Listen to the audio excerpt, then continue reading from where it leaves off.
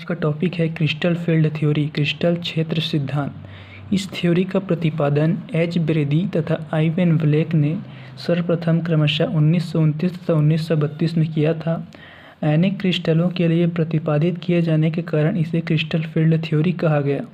Crystal field theory मुख्य रूप से केंद्रीय धातु आयन के जो डी ऑर्बिटल होते हैं तथा उसके चारों ओर उपस्थित लिगेंडों के रिलेशन को प्रदर्शित करता है। जैसे कि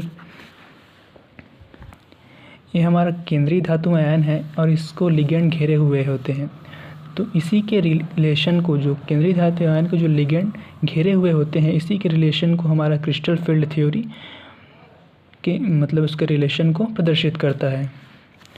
तो चलिए और देखते हैं। मेटल आयन के सभी 5d ऑर्बिटल इक्वल एनर्जी रखते हैं।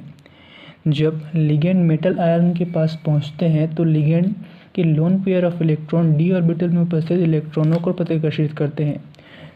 अब यदि हमें पता है लिगेंड में लोन पेयर ऑफ इलेक्ट्रॉन होते हैं और मेटल आयन में डी ऑर्बिटल के इलेक्ट्रॉन होते हैं, तो जब इसके लोन पेयर ऑफ इलेक्ट्रॉन इसके इलेक्ट्रॉन के पास पहुंचते हैं तो ये दोनों आपस में अट्रैक्ट हो जाते हैं। इससे होता क्या है कि जिससे डी ऑर्बिटल की एनर्जी बढ़ जाती है और इक्वल एनर्जी वाले डी ऑर्बिटल्स जो है भिन्न एनर्जी वाले डी ऑर्बिटल्स के ग्रुप में डिवाइड हो जाते हैं। उसी को ही हम क्रिस्टल क्षेत्र विपाटन के नाम से भी जानते हैं।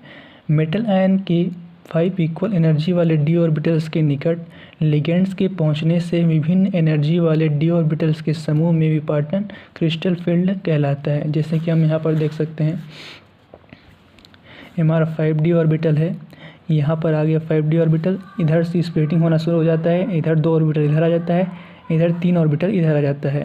ये हमारा एक होता है eg ऑर्बिटल, एक होता है हमारा t2g ऑर्बिटल। यहाँ से हमारा देख सकते हैं कि एनर्जी में चेंजेस होने के कारण 2 ऑर्बिटल इधर डिवाइड हो जा रहा है, 3 ऑर्बिटल इधर आ जा रहा है। इसी को हम बोलते हैं क्रिस्टल क्षेत्र विपाटन। उसके बाद देखते हैं क्रिस्टल फील्ड थ्योरी की मुख्य परिकल्पनाएं। कॉम्प्लेक्स निर्माण में प्रयुक्त लिगेंड फ्लोरीन, क्लोरीन, ब्रोमीन इत्यादि हो सकते हैं, या उदासीन जैसे NH3 या H2O भी हो सकते हैं। मतलब यदि हमें कॉम्प्लेक्स बनाना है तो उसमें हम लिगेंड कैसे ले सकते हैं, फ्लोरीन ले सकते हैं, क्लोरीन ले सकते हैं, ब्रोमीन ले सकते हैं, या उदासीन जैसे NH3 या H2O भी ले सकते हैं।